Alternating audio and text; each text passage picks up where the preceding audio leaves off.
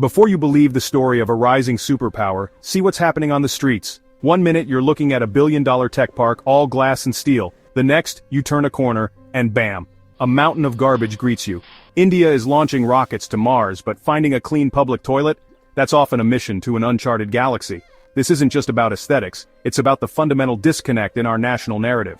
Imagine this. You're scrolling through Instagram, seeing ads for luxury apartments. Then you step outside and the aroma of stale urine hits you harder than your morning coffee.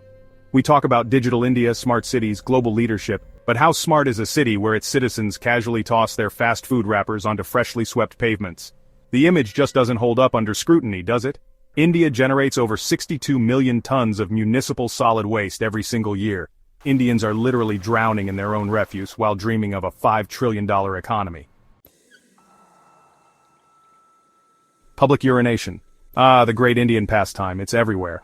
Behind bus stops, against compound walls, under flyovers, men young and old, educated and not, casually relieving themselves in broad daylight. The stench is a permanent fixture in many urban landscapes. Indians build temples and mosques with intricate carvings, yet the walls outside are often desecrated.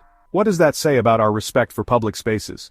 Beyond the obvious olfactory offense, this widespread habit contributes to serious hygiene issues. It contaminates groundwater, it spreads diseases, it makes public spaces unwelcoming and unsafe, especially for women and children.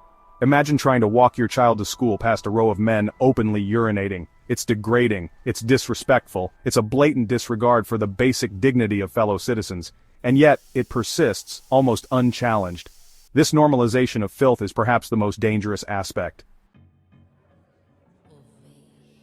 Spoiler: everyone. This isn't just a problem of the poor and uneducated. The well-dressed gentleman in the sedan rolling down his window to toss out a soda can, he's part of the problem. The educated auntie who tells her maid to dump the household trash in the vacant lot next door? She's definitely part of the problem. The hypocrisy is astounding and it cuts across all social strata. Affluent neighborhoods with pristine private gardens, yet their periphery walls are often lined with litter. People who wouldn't dream of dropping a candy wrapper inside their own homes think nothing of doing so in a public park. My home, my temple, public space, not my responsibility.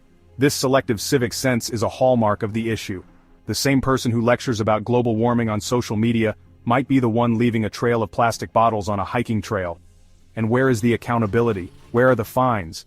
Where is the enforcement that makes people think twice? India has laws, sure, but laws without teeth, without consistent implementation, are just suggestions. It's a failure of individual responsibility, compounded by a systemic failure of governance and enforcement.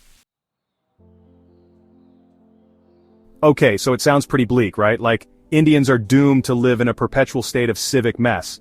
But hold on, it's not all doom and gloom. There's a flicker, a growing ember of change, because for every person tossing trash, there's someone else picking it up. For every wall defaced, there's a community group painting it with beautiful art. The desire for a cleaner, more dignified public space is real, and it's growing. This isn't just about complaining, it's about acknowledging the problem so Indians can actually fix it. And the good news? It can be fixed. The most crucial ingredient for this transformation is civic education. Children need to be taught the importance of cleanliness, respect for public property, and their role as responsible citizens. This needs to be reinforced at home, in schools, and through public campaigns that don't just preach, but inspire. Imagine a generation growing up with these values deeply ingrained. That's how you build a cleaner nation from the ground up.